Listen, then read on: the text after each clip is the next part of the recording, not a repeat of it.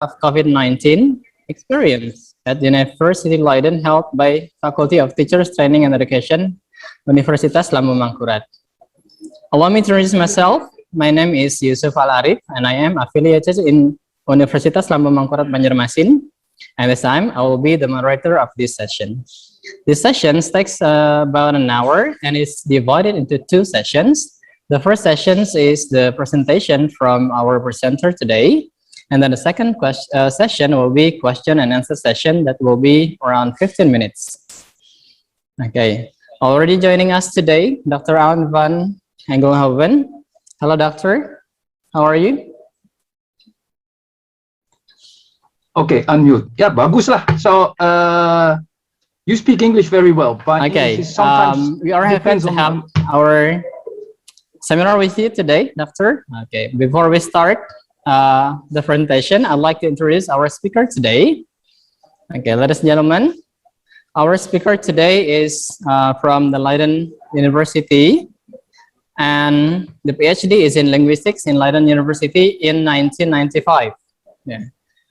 And then our speaker today is the expertise on historical linguistics, descriptive linguistics, oral traditions, and also on language and cognitions.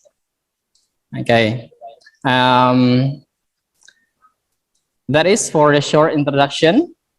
Now, ladies and gentlemen, without further ado, let us hear Dr. Aun to deliver the presentation. Dr. Aun, the floor is yours. Thank you.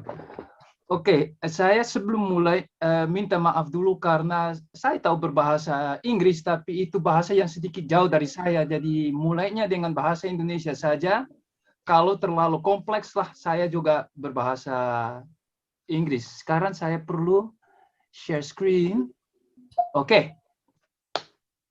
Seperti tadi saya sudah bilang, saya lebih senang kalau boleh diteruskan dengan bahasa Indonesia dulu. Walaupun topik yang mau dibahas sekarang berkait dengan sesuatu yang sangat teknis dan mungkin terpaksa saya juga harus pindah ke bahasa Inggris ya. Oke, kita mulai dulu. Dalam satu ceramah selalu harus pengantar dulu. Jadi dalam adat Indonesia, pengantar berarti bahwa saya harus mengucapkan terima kasih dulu ya.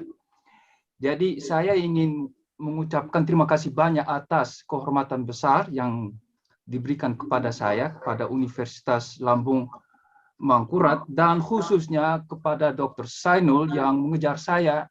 Kan saya biasanya kiri kanan dan ini selalu menjadi masalah. Jadi Pak Sainul, terima kasih banyak. Dan saya minta maaf saya cabut foto dari website Bapak ya.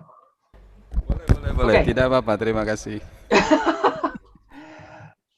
Jadi kalau kita mau membahasmu, ini harus ada sejarah kilat tentang lockdown di negeri Belanda dulu, diikuti oleh yang saya sebut pengajaran serentak dan tak serentak, atau bahasa Inggrisnya synchronous dan non-synchronous. Saya ingin membahas satu alat khusus yang namanya Kaltura Capture yang kami pakai di universitas ini. Diikuti oleh yang disebut Kaltura Live Rooms, itu juga sejenis website yang kami pakai untuk kuliah. Lalu ditambahi lagi dengan gunanya Microsoft, diikuti oleh Zoom, tapi itu sebenarnya tidak usah karena kita sudah pakai Zoom, jadi itu tidak usah dijelaskan sama sekali. Dan akhirnya harus ada konklusi, karena kalau tidak ada konklusi berarti ceramahnya tidak betul ya. Oke. Sekarang ke sejarah kecil COVID-19 di Belanda. Jadi mulainya pada bulan Maret 22 ada karantina bijak. Kan orang Belanda tidak begitu suka kalau disuruh, jadi waktu ada idenya untuk membuat satu karantina disebut karantina yang bijak. Jadi orang Belanda boleh pilih mau apa karantinanya jenis apa. Tetapi ternyata pada bulan Juni wabahnya sudah besar. Jadi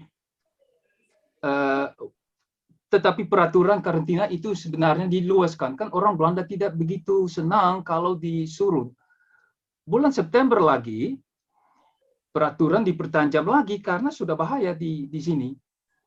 Dan Oktober 20 ada yang disebut di sini gelombang kedua. Jadi ada karantina sebagian lagi. Itu pada bulan Januari ada pemberlakuan jam malam, jadi orang tidak boleh keluar lagi dari jam 6 malam gitu. Februari karantina diperpanjang lagi, terus bulan Maret ada gelombang ketiga. Dan anehnya bulan September yang sekarang ini karantina dihentikan oleh karena masyarakat Belanda sangat tidak tahan kalau disuruh. Jadi sekarang mahasiswa boleh pilih mau hadir atau tidak mau hadir. Dosen juga boleh pilih mau mengajar di universitas atau dari rumah, terserah. Jadi ini sangat kompleks. Oke. Sebelum mulai dengan betul, saya ingin memperlihatkan dulu cara pengajaran tak serentak di sini di The Leiden. Jadi saya coba mainkan ini dulu sedikit. Oke. Jadi ini satu kuliah di jurusan Linguistics, Language Use in the World. Dan kita bisa melihat di sini, coba. Wah, tidak ada bunyi ya. Jadi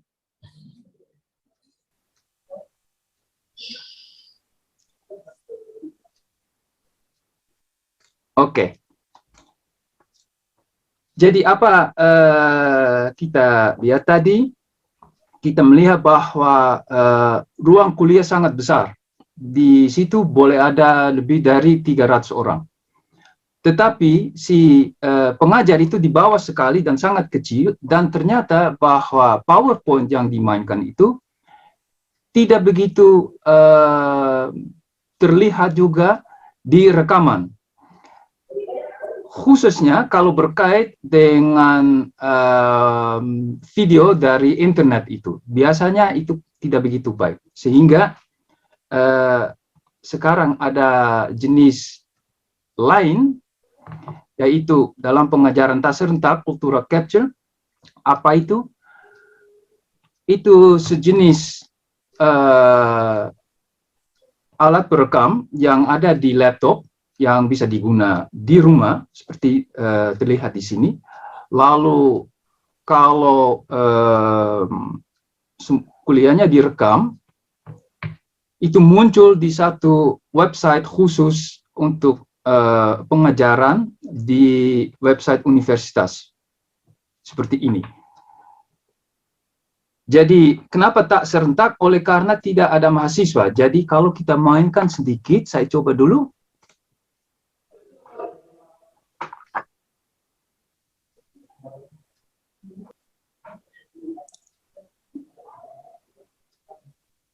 Oke.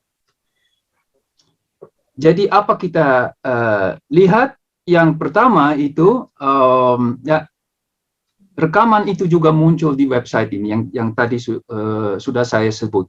Tetapi saya tidak muncul sendiri. Si mahasiswa tidak bisa melihat saya, cuma bisa melihat PowerPoint-nya.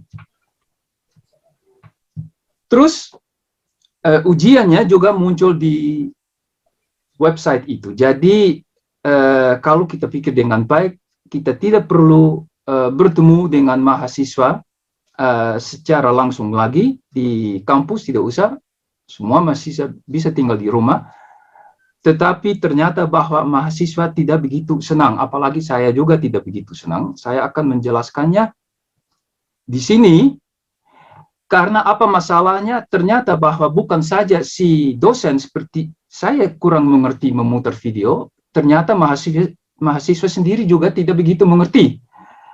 Oleh sebab itu, terpaksa saya harus membuat satu video khusus untuk menjelaskan bagaimana memutar video. Ini saya mau main di sini dulu.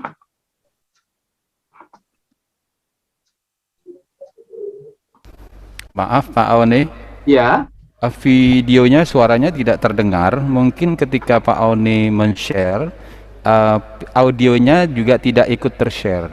Boleh di-share ulang, nanti fitur videonya dicentang di pojok kiri, sehingga semua audio yang Pak One putar itu bisa kami dengar. Tidak terdengar? Iya, tidak terdengar. Oke, tunggu sebentar. Itu berarti, nah ini sebenarnya bagus karena saya share semuanya, tetapi ternyata bahwa tidak ada bunyi. Nah, sebenarnya tidak apa-apa karena bunyinya di sini tidak terlalu penting karena pakai bahasa Inggris, jadi kita mainkan saja. Apa yang mau dipertontonkan di sini bahwa saya harus menjelaskan pada mereka bagaimana memakai cultural capture itu. Dan saya akan menjelaskan sendiri ya. Itu mungkin lebih bagus daripada Anda harus mendengar sesuatu yang tidak ada bunyinya. Sebenarnya bagus ini terjadi karena ini sudah satu contoh bahwa kadang-kadang pengajaran daring tidak terlalu hebat juga. Oke. Jadi saya jalan terus, mahasiswa tidak mengerti memutar videonya. Jadi kalau kita ke sini, saya menjelaskan di sini, kita bisa lihat kan mereka tidak suka PowerPoint-nya begitu kecil. Oke. Saya menjelaskan di sini bagaimana bisa membuatnya terbalik. Terus, kalau itu belum baik juga, nah, lalu saya mainkan untuk mereka buatnya bagaimana.